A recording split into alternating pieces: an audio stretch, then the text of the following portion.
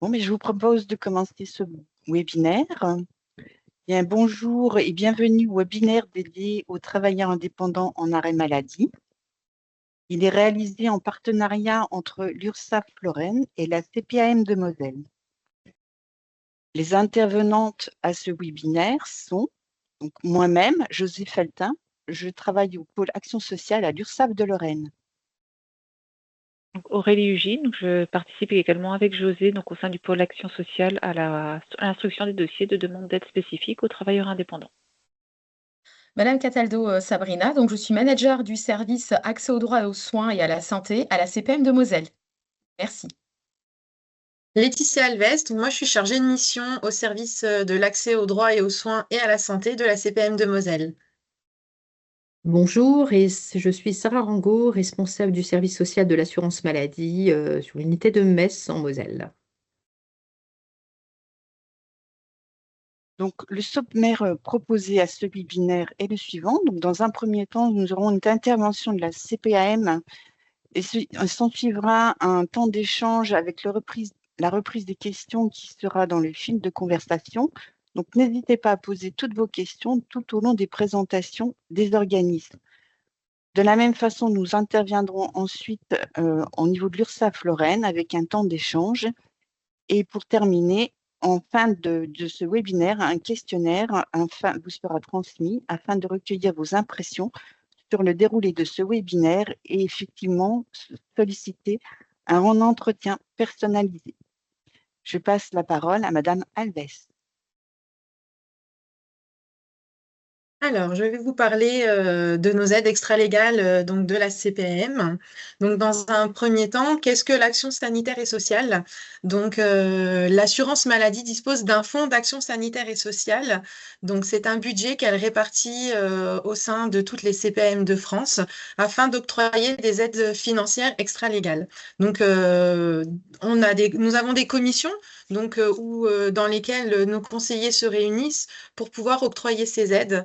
Donc, ce sont des dossiers qui sont étudiés au cas par cas. Et donc, concernant les travailleurs indépendants, nous avons deux catégories d'aides extralégales. Donc, nous avons des aides spécifiques qui sont vraiment destinées aux travailleurs indépendants et des aides non spécifiques. Donc, je vais vous détailler ça dans un second temps. Donc, on va commencer par ces aides spécifiques. Donc, nous en avons trois. C'est ces aides qui sont définies au national. Donc, nous avons l'aide financière exceptionnelle aux invalides. Donc là, c'est destiné aux travailleurs indépendants qui ont pu avoir un événement grave et qui va mettre en péril la poursuite de l'activité. Donc, toujours dans le cadre d'une maladie, d'un événement voilà, ponctuel. Donc, ça peut être un accident qui va empêcher l'activité du travailleur indépendant. Ensuite, nous avons l'aide pour un accompagnement au maintien dans l'activité. Donc, pour cette partie-là, ça va être une problématique, donc toujours qui met en péril l'activité du travailleur indépendant, mais qui va aussi avoir des conséquences sur le conjoint ou le conjoint collaborateur ou les salariés. Donc là, on peut intervenir sur une aide au remplacement du travailleur indépendant. Il peut y avoir des consultations médico-professionnelles, l'aménagement de l'environnement professionnel avec un financement aussi sur des mesures de réorientation. Et donc, sur la troisième aide spécifique, nous avons l'aide au répit du travailleur indépendant. Donc là, on est plus sur une partie où on va aider et accompagner le travailleur indépendant qui va devoir réduire son activité par la situation d'un proche en perte d'autonomie. Donc, il va y avoir l'aide pour l'aider. Donc, ça peut être des séjours temporaires pour pouvoir soulager, l'aider sur son activité de proche aidant envers le malade. Ou alors pour lui-même, une aide financière pour du répit. Ça peut être un soutien psychologique voilà, qui peut être pris en charge. Donc, on peut vous détailler ces aides, un peu plus ces aides. N'hésitez pas à nous contacter. Dans un deuxième temps, nous avons les aides non spécifiques. Donc ça, ce sont des aides qui peuvent être octroyées aux travailleurs indépendants, mais aussi à toute autre personne qui est affiliée à la CPM. Donc pour pouvoir prétendre à nos aides, il faut être affilié à la CPM de Moselle. Donc nous, en Moselle, on a 6 catégories d'aides non spécifiques. Donc la première, ça peut être des aides en complément des prestations légales. Donc ça peut être une aide financière après le remboursement légal pour de l'orthodontie, pour des soins dentaires, donc pour des personnes en difficulté financière. Nous avons également des aides aux soins qui ne sont pas remboursées dans le cadre des prestations légales. Donc, pour cela, on étudie vraiment au cas par cas. Et voilà, un article qui n'est pas remboursé en prestations légales, on va étudier le besoin. Ensuite, les aides à l'acquisition d'une complémentaire santé. Donc, on sait que voilà, il faut savoir que être mutualisé, c'est très important pour la prise en charge de ces soins. Et donc, on peut octroyer, lors de situations difficiles, une aide pour l'arriéré des cotisations d'une mutuelle, ou même pour, voilà, si vous êtes dans une situation en difficulté sur un instant T et que vous savez que dans les 2 prochains mois, par exemple, ça va être compliqué, on peut aussi intervenir sur les cotisations à venir d'une mutuelle. Voilà. Ensuite, dans un troisième temps, nous avons des aides donc en collaboration avec le service social de l'assurance maladie. Donc pour les personnes en arrêt de travail qui ont une perte de revenus, donc voilà, un arrêt de travail en lien avec la maladie. Donc on peut octroyer une aide financière pour aider à payer un logement, pour une aide alimentaire, voilà, un besoin ponctuel. Donc là, on a un travail qui se fait en collaboration avec les assistantes sociales de la CPM et qui vont faire une évaluation sociale et évaluer le besoin de l'assuré. Et toujours avec le service social, nous sommes là pour aider au retour et au maintien dans l'emploi. Donc la CPM finance des actions de remobilisation pour évaluer les besoins et les capacités à revenir dans l'emploi après un arrêt maladie, qu'il soit court ou long. Mais ma collègue vous en parlera un peu plus tout à l'heure.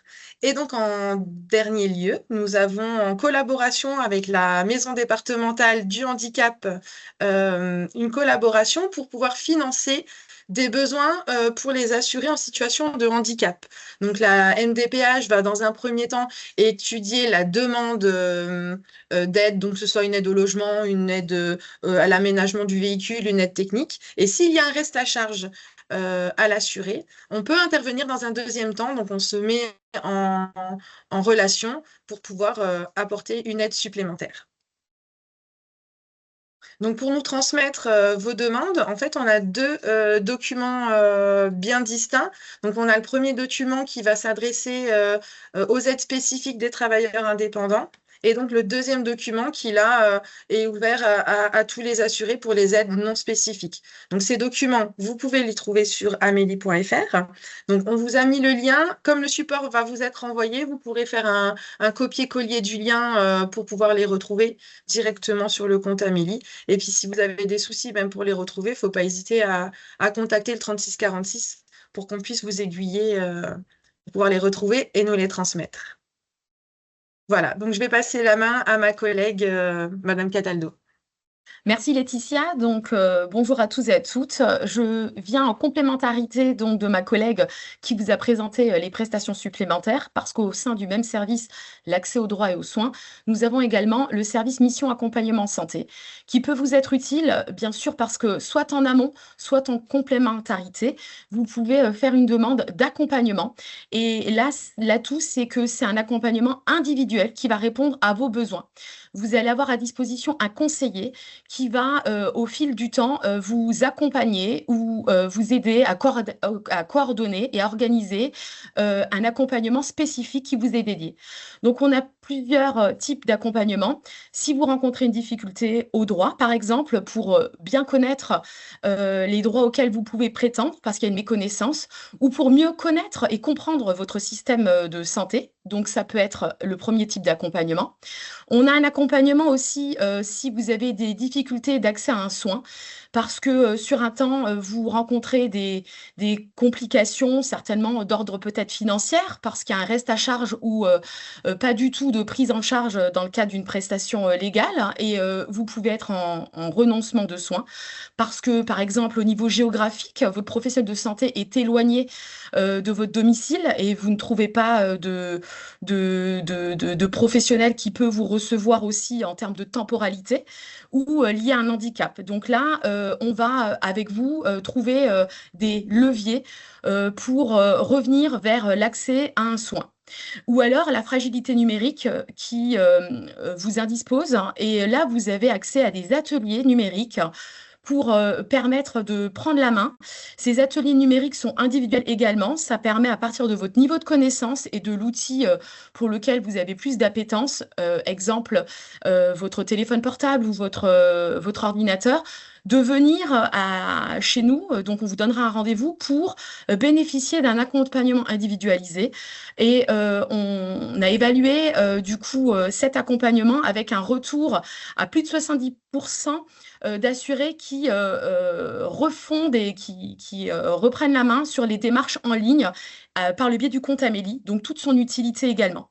Et surtout, le point fort, c'est également d'orienter lorsque vous avez une difficulté vers nos partenaires internes et externes. On oriente, donc là aujourd'hui, vous voyez, on est avec l'URSSAF, donc s'il y a une problématique pour les TI, on va donc faire appel à nos collègues, mais également, surtout avec le service social ma collègue vous a présenté par exemple les aides au répit pour refaire un point avec eux et d'autres partenaires bien sûr externes avec qui on a l'habitude en fonction du besoin. Donc, le but de la mission accompagnement santé, donc vous avez bien compris, c'est de mieux comprendre et éviter un renoncement aux soins, mais c'est également de renforcer votre autonomie et de disposer après des bons réflexes pour votre prise en charge de votre santé. On a en parallèle le dispositif HELP et je ne vais pas m'attarder là-dessus, simplement parce que nos collègues de l'URSSAF vont bien expliquer ce que c'est juste après, pour lesquels on a vos demandes liées à la santé, pour lesquelles nos conseillers vous recontactent régulièrement. Si vous avez besoin d'un accompagnement individuel par le biais de la MAS, Mission Accompagnement Santé, souvent aussi appelé MISAS, vous pouvez nous contacter au 36 46 et expliquer votre besoin et vous serez dirigé vers notre service directement. Voilà, donc sans plus attendre, je laisse la parole à ma collègue du service social, Madame Sarah Rango. Merci.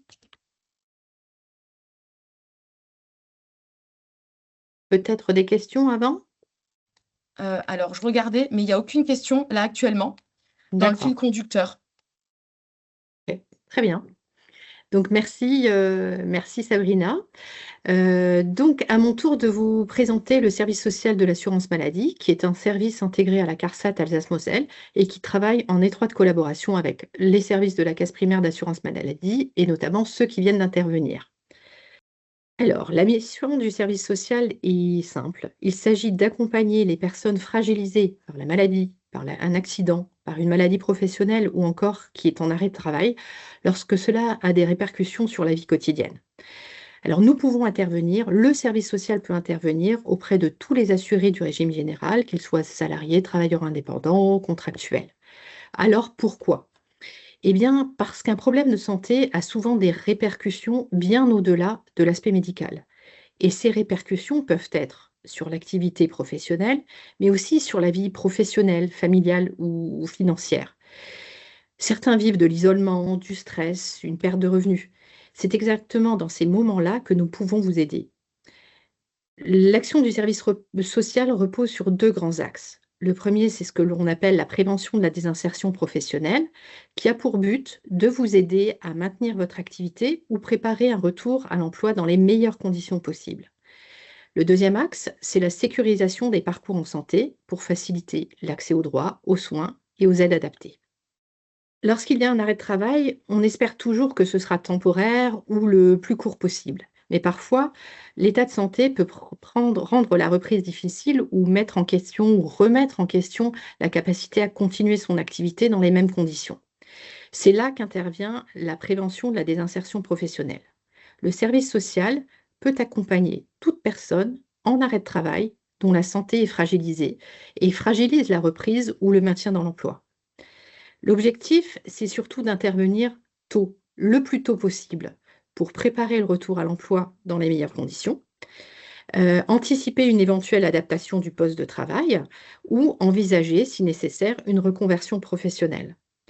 Concrètement, le service social propose un accompagnement personnalisé par un ou une assistante de service social, une coordination avec tous les professionnels qui vous suivent, alors que ce soit des professionnels de santé tels que médecins du travail, médecins traitants, médecins spécialistes ou d'autres institutions comme par exemple la caisse primaire d'assurance maladie ou d'autres organismes éventuellement comme Cap Emploi.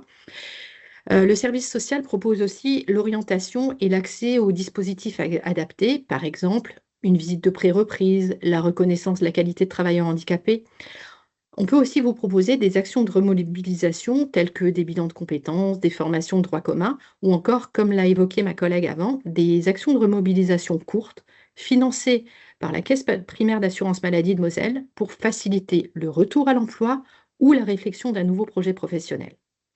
L'idée est vraiment de ne pas vous laisser seul face à toutes ces questions concernant le retour à l'emploi. Notre second axe de travail concerne les difficultés sociales liées à la maladie. Nous intervenons en particulier lorsque la pathologie est lourde et évolutive, notamment au moment de l'annonce du diagnostic, de l'aggravation de l'état de santé ou encore en raison d'un changement de statut.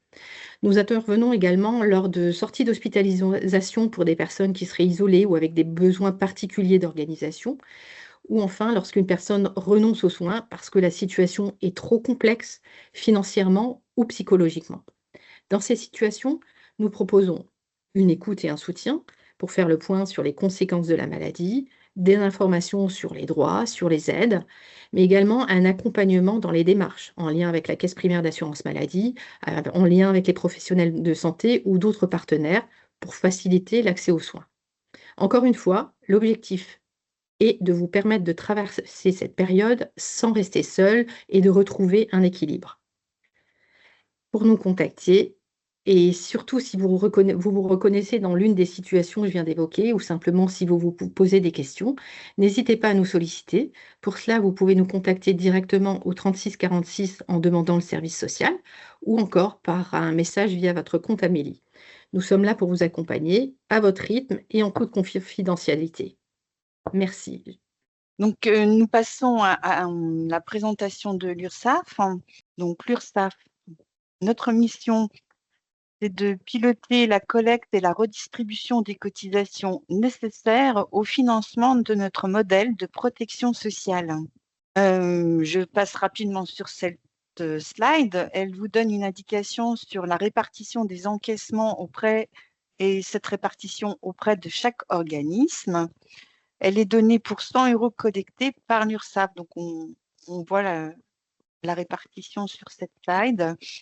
Il est à noter qu'entre le moment de la collecte et de la redistribution vers les organismes attributaires, il s'écoule 5 heures. Donc, voici quelques exemples concrets de financement. Donc, avec 61 000 € d'encaissement de cotisation, cela permet de financer l'équivalent de 25 accouchements. Sur 630 € collectés, cela permet de rembourser 36 consultations chez le médecin. Et sur notre site URSSAF, vous avez des informations en regardant la vidéo Parlons Cash. Donc maintenant, nous allons passer concrètement à l'offre d'accompagnement de l'URSSAF. Aurélie, je te passe la main. Oui, donc je vais vous présenter donc les offres d'accompagnement de l'URSSAF et comme vous a déjà commencé à vous en parler, donc Madame Cataldo, donc le dispositif HELP notamment. Donc HELP, c'est un dispositif, donc l'acronyme c'est harmoniser les échanges entre les partenaires qui permet donc de proposer un accompagnement qui est individualisé, coordonné et accéléré par les différents organismes de sécurité sociale partenaires que sont la CAF, la CPAM, la CARSAT et l'URSSAF. Sur le principe, chaque organisme va appeler l'usager pour lui proposer des solutions d'accompagnement dans son domaine de compétences. Le dossier est simple, donc c'est un questionnaire composé de 10 questions fermées qui permettent donc à l'URSSAF d'orienter l'usager vers le partenaire concerné avec un rôle pivot pour notre organisme, donc c'est-à-dire que nous réceptionnons et transmettons les demandes en fonction des réponses apportées et ce dans le respect de la protection des données. Donc nous avons reporté le lien pour accéder au dispositif, sachant qu'il faut bien sélectionner le département où vous êtes, dont vous dépendez professionnellement pour qu'on puisse orienter votre dossier vers le bon partenaire. Le questionnaire est hébergé sur le site Démarche numérique. Donc nous allons vous détailler sur les slides suivants, donc les différents accompagnements qu'on pourra vous proposer. Donc, dans un premier temps, des leviers en termes de recouvrement. Donc, au niveau de l'URSSAF, en termes de recouvrement, nous avons plusieurs leviers possibles à vous proposer face aux difficultés de règlement de cotisation que vous pouvez rencontrer. Des leviers qui vont être communs à toutes les situations avec appui et conseil de votre comptable éventuellement. Donc, ce sont les suivants. Donc, dans un premier temps, des demandes de délai de paiement De manière générale, on peut vous accorder des échéanciers sur une durée de 12 mois, exceptionnellement 24 mois. Si la durée devait être supérieure à 12 mois, on va étudier votre demande en fonction de la situation financière, que ce soit au niveau professionnel ou personnel, ainsi que sur la base d'un descriptif de vos difficultés que vous pouvez rencontrer. Des majorations de retard sont effectivement appliquées, mais une remise est possible après règlement de l'intégralité des cotisations dues. Pour les travailleurs indépendants classiques uniquement, donc la possibilité de transmettre une estimation de revenus, et ce afin d'adapter le montant de vos cotisations, notamment en cas de baisse d'activité. Attention cependant à l'impact du versement d'indemnités journalières lors de l'estimation. En effet, elles sont imposables socialement, hormis toutefois si vous êtes en situation d'affection longue durée ou dans le cas de régime microfiscal. Si vous êtes auto-entrepreneur, vous devez continuer à effectuer des déclarations pendant la période d'arrêt de travail. La déclaration est en effet obligatoire, y compris si le chiffre d'affaires est à zéro. Pour réaliser ces différentes démarches, il conviendra de privilégier l'utilisation de la messagerie sécurisée de vos espaces en ligne. Si toutefois ces dispositifs s'avéraient insuffisants et en cas de difficulté particulière, on pourra vous orienter vers l'action sociale. Donc je redonne la parole à José qui va vous présenter les différentes aides spécifiques qu'il sera possible d'actionner. Donc, les différentes aides spécifiques, donc, elles sont, comme on vous l'a dit tout à l'heure, la CPAM, elles sont réservées aux travailleurs indépendants. Donc, l'action sociale est pilotée au niveau national par le Conseil de la protection sociale des travailleurs indépendants. Et l'action sociale est mise en œuvre au niveau des services administratifs de l'URSSAF. Donc, ce sont des aides adaptées pour répondre à différentes problématiques. Donc, l'aide aux cotisants en difficulté et l'aide financière exceptionnelle pour les actifs vous seront détaillées dans la suite de cette présentation, car elles sont en lien avec les problématiques. Elles sont en lien avec la problématique de santé que vous pouvez rencontrer. L'ADR est à destination des retraités ou futurs retraités. Les conditions d'accès sont restrictives car les critères d'éligibilité sont nombreux. Cette aide s'adresse essentiellement aux indépendants qui ont de très faibles ressources. Ils sont non imposables, par exemple, sur les dernières années et ils ont également une carrière d'indépendants majoritaire sur l'ensemble des trimestres validés. Quant à la dernière aide, l'aide d'urgence du Conseil de la protection sociale des travailleurs indépendants, donc CPSTI, c'est une aide qui est déclenchée dans le cadre d'un événement climatique de haute intensité et qui impacte un nombre important d'usagers dans une zone géographique donnée. Par exemple, cette aide, elle a été déclenchée en mai 2024 lorsque le département de la Moselle a été impacté par de fortes pluies ayant entraîné des inondations en masse. Donc, les principes de l'action sociale de la branche recouvrement, donc, c'est soutenir et accompagner les indépendants qui sont confrontés à des difficultés professionnelles, à des difficultés ponctuelles dans leur vie professionnelle et ou personnelle. Les usagers concernés, ce sont les indépendants qui exercent une activité artisanale et commerciale ou une profession libérale. Les conjoints collaborateurs sont également éligibles. Les orientations de l'action sociale sont déterminées par le Conseil de la protection sociale des travailleurs indépendants, donc CPSTI, au niveau national. Ces orientations sont ensuite formalisées dans les référentiels de l'action sanitaire et sociale. Ce référentiel constitue le guide et le cadre de mise en œuvre de l'action sociale. Donc, les critères d'éligibilité qui sont communs aux différentes aides. Donc, il faut avoir versé au moins 500 € pour régler vos cotisations. Votre activité de travailleur indépendant, en cas d'activité multiple, doit être l'activité principale. Et cette appréciation est réalisée en comparaison des ressources. La dette présente sur votre compte de cotisation doit être inférieure à 50 000 €. Concernant les usagers radiés, ils n'ont accès qu'à l'aide aux cotisants en difficulté et cette aide est accessible si la cessation d'activité a été réalisée il y a moins d'1 an. Concernant l'aide financière exceptionnelle, elle n'est pas accessible aux usagers qui ont cessé leur activité. Vous ne devez pas faire l'objet d'un constat de procédure de travail dissimulé et vous ne devez pas être également contestataire du monopole de la sécurité sociale. Alors, vous êtes en difficulté pour régler vos cotisations car vous rencontrez une problématique de santé. Voilà les différentes aides appropriées. Donc, nous pouvons vous proposer l'aide aux cotisants en difficulté, donc des ASEN. Cette aide a pour objectif de solder tout ou partie d'un arriéré de cotisation. Si vous êtes à jour, on peut prendre en charge par anticipation les échéances à venir pour 3 mois et cette possibilité est renouvelable une fois. L'aide accordée, en revanche, ne peut pas dépasser le montant des cotisations versées. Concernant l'aide financière exceptionnelle, cette somme est allouée pour soutenir un indépendant confronté à une difficulté exceptionnelle et ponctuelle, mettant en péril l'entreprise. Elle prend la forme d'un versement sur le compte bancaire personnel du demandeur. Le montant de l'aide est plafonné à 6 000 € et dans la limite, bien sûr, des cotisations versées. Vous pouvez solliciter cette aide, par exemple, lorsque vous êtes en difficulté pour payer un loyer, que vous avez une dette de comptabilité, que vous êtes confronté à une baisse de revenus ou à une perte de clientèle. Alors, comment bénéficier de cette offre d'action sociale? Donc, pour déposer une demande d'aide, il est impératif de nous adresser un formulaire disponible au lien indiqué dans le fil de conversation. Il sera également repris dans le support de présentation que nous vous adresserons ultérieurement.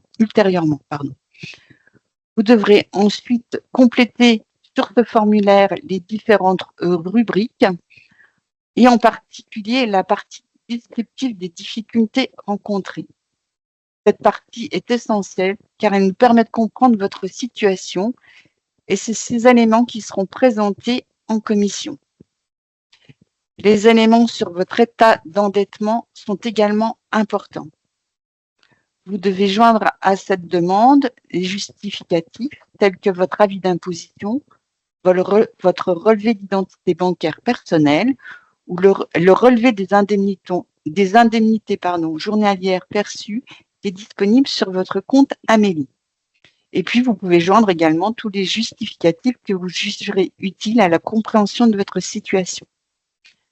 Le respect de ces consignes est important et ça nous permettra de traiter efficacement votre demande.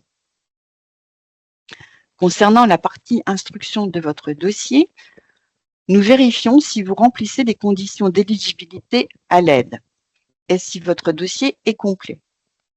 Pour éclaircir certains points, nous pouvons être amenés à vous contacter par téléphone. Notre numéro d'appel est le 0806 801 525.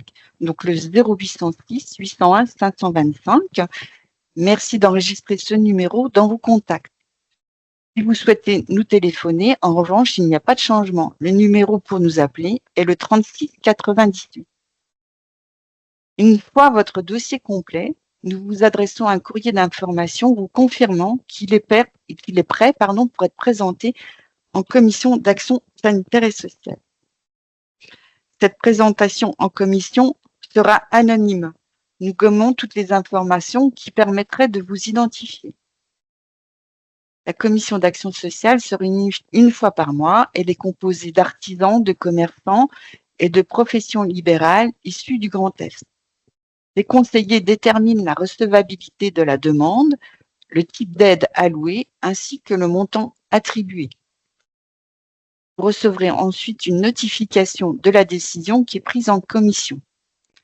En raison de procédures de validation et également de vérification, le délai d'envoi est d'environ 15 jours après l'examen de votre demande par la commission d'action sociale. Les décisions prises par les conseillers ne peuvent pas faire l'objet d'une contestation. Les aides qui vous seront octroyées sont acquises.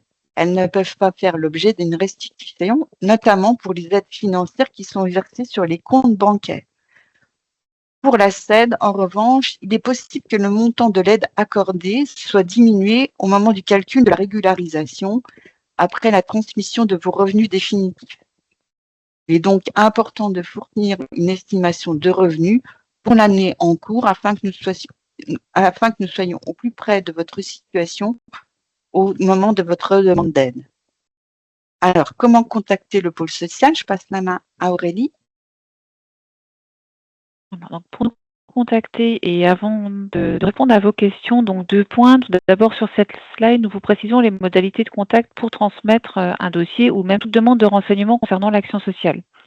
Il est préférable en effet de privilégier le contact par vos espaces en ligne, ce qui nous permet des échanges sécurisés, mais également de conserver donc un historique de ces échanges. Les modalités d'accès aux espaces personnels vont être différentes selon votre statut. Donc pour les travailleurs indépendants, donc hors auto-entrepreneur, il faudra donc dans la rubrique messagerie choisir le motif un autre sujet, puis le motif solliciter l'action sociale pour nous transmettre votre demande. En tant qu'auto-entrepreneur, donc vous devrez sélectionner le motif une demande d'action sociale. À noter que vous pouvez joindre jusqu'à 4 fichiers à vos envois et si nécessaire, en fonction du nombre de justificatifs, envoyer plusieurs messages, ça ne pose aucun problème. Donc, nous en avons terminé avec notre présentation. Je vais vous laisser quelques instants pour répondre au questionnaire de satisfaction. Donc, vous avez le QR code qui apparaît et vous avez également donc, dans le fil de discussion le lien qui vous permet d'y accéder. Vous pourrez également, si vous le souhaitez, être recontacté pour bénéficier d'un échange personnalisé, donc le préciser dans le questionnaire. Donc, vous pouvez demander à être contacté par nos 2 organismes ou par l'un ou par l'autre selon vos besoins.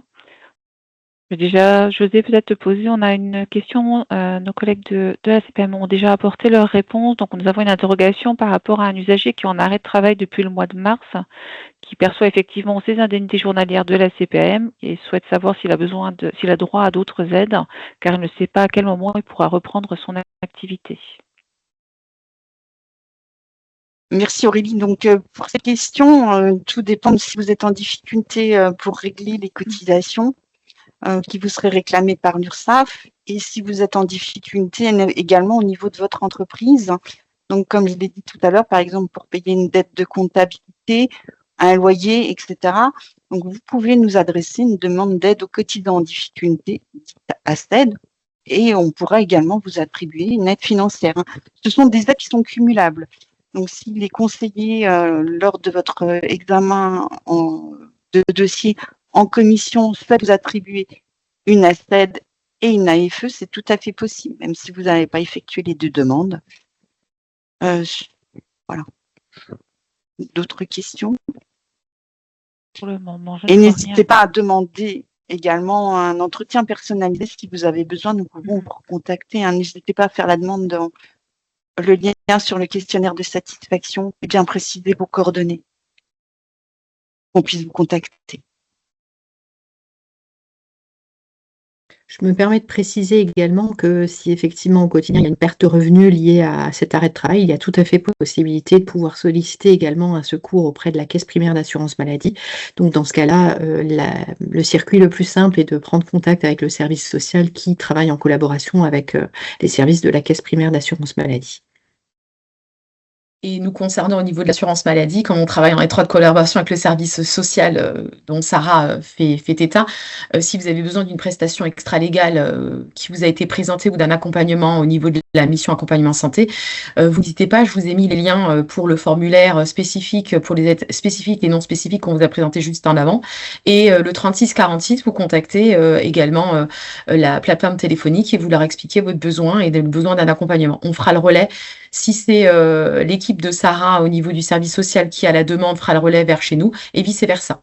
Et profitez de cette occasion aussi, par le biais du questionnaire, de transmettre votre demande et d'avoir bénéficié de ce rendez-vous individuel. Et également pour toute difficulté, si vous êtes désorienté, que vous ne savez pas comment, vers quel organisme vous vous adressez, n'hésitez pas à utiliser le dispositif HELP. Donc ça, c'est le dispositif qui, en fonction des réponses que vous allez apporter au questionnaire, nous permettra au mieux de vous d'orienter votre situation auprès de nos organismes partenaires, tels que la CPAM, la CARSAT et la CAF, ainsi que l'URSSAF.